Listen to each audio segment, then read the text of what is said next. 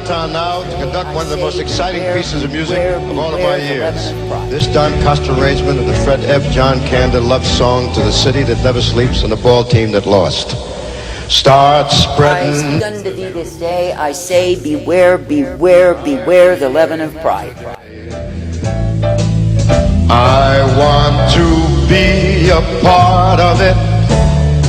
New York, New York. I speak unto thee this day, I say, beware, beware, beware the leaven of pride. They are longing to stray right through the very heart of it. New York, New York. I speak unto thee this day, I say, beware, beware, beware the leaven of pride.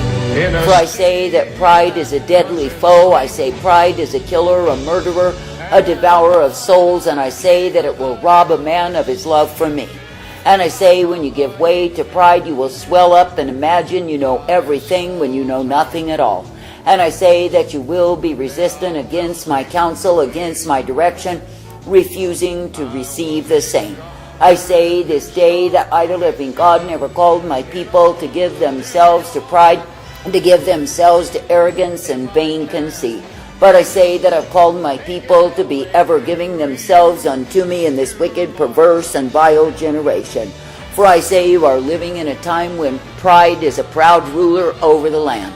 And I say that the ruler is likewise so proud, so proud, so proud, and defiant of me. I say this day that I, the living God, never called thee to pride, but I say that I've called thee to be humble before me.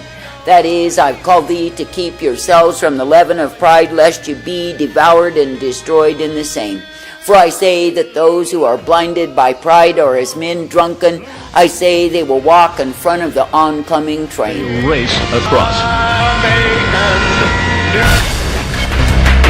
And I say they will be so proud they will resist and resent anyone who tries to keep them from the same. I say so it is that pride will come in like a flood and overwhelm thee and destroy thee and cause thee to be damned forever. Therefore I say, forsake pride. I say, if I, the living God, through my mercy do reveal unto thee the workings of pride, I say, come away from the same. That is, bow down low, humble yourselves, and seek your counsel of me. For I say that it is pride that is destroying and devouring the nation. It is pride that has destroyed and devoured the church, and I say it is pride who has blinded the eyes of multitudes who were meant to be faithful and true unto me. And I say that because of pride that the whole thing has turned aside, gone a-whoring, and followed after the way of destruction, the way of damnation. I say this day that it is the time that I, the living God, am vindicating myself upon the proud. I say that I'm bringing them down. And I say on every hand you shall see men and women devastated, for I say it is my time to do so, and I say that I shall do it in vengeance. For I say that I'm thoroughly disgusted with what it is that men through pride have given themselves unto. And I say they have forgotten all that their fathers instructed them. They have forgotten the way that was truth and life, and I say that they love it so.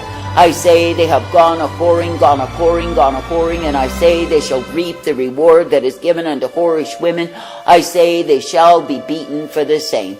That is, they shall be beaten and smitten, and some shall even die under the hand of my chastisement. I say there will be multitudes who will receive the chastisement upon them as fools are beaten with many stripes. But I say still, because of the stubbornness of pride, they will refuse to repent and return unto me.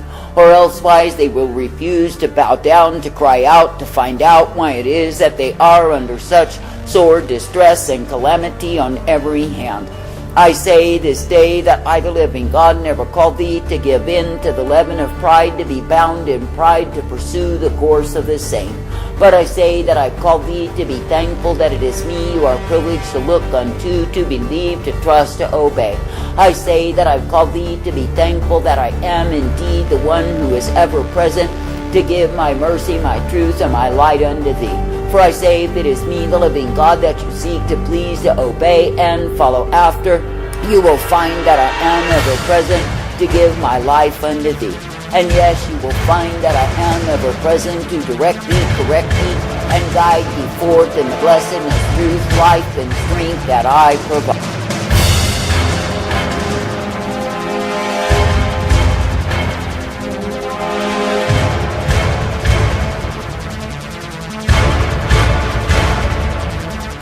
For I say it is me, the living God, who is the way of all righteousness, the way of all truth, and the way of mercy provided.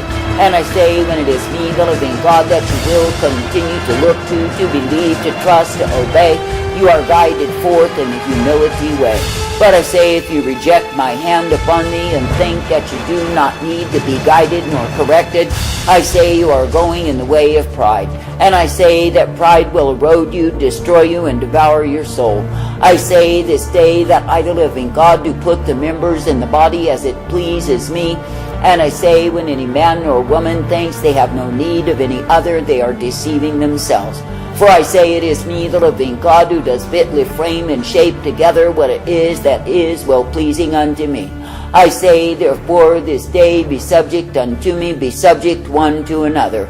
For I say you are not meant to be a law unto yourself, you are not meant to be so efficient and sufficient in your so-called works that your heart is far from me.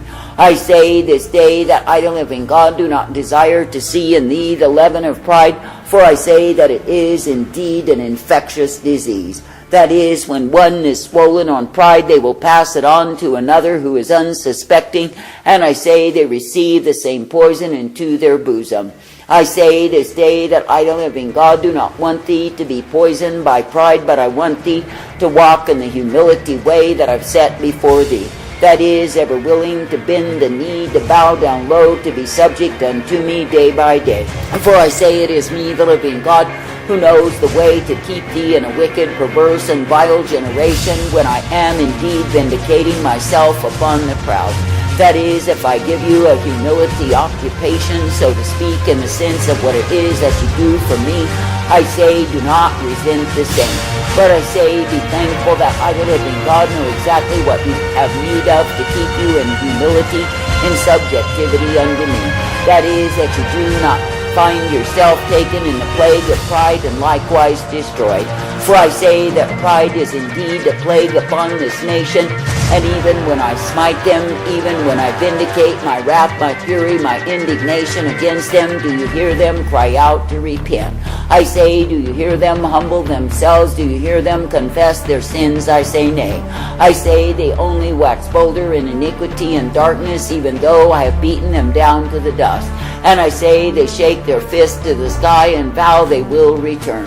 Return unto the same proud works, the same proud estimation as to how great they are. I say they are as drunken fools who are beaten in their drunkenness, yet return again and again and again unto the same thing, only to be destroyed in the same. I say so it is that America is under the plague of pride, and I say that they love it so. And I say it is because they are stubborn and rebellious, stiff-necked, and oh so proud they cannot bend the knee.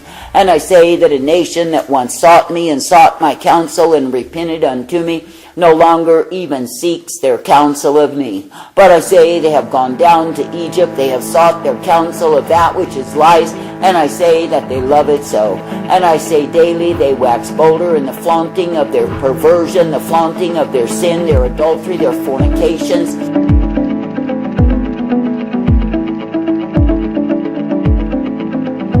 and all of their vileness before me.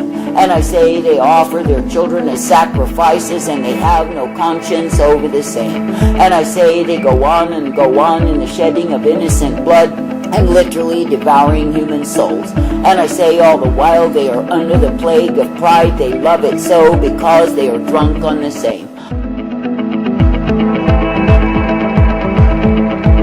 I say when you see a drunkard who is covered in his own feces, his own urine, and his own vomit, yet going for more and more and more of the same diseased bottle that he's drank from that's put him in that shape, I say you evaluate such a man as a fool. I say that is how I, the living God, do see this proud land that is under the plague. I say they are disease-ridden with pride. I say they are riddled with their own wickedness and corruption. I say they are covered in the filthiness of their own feces and urine.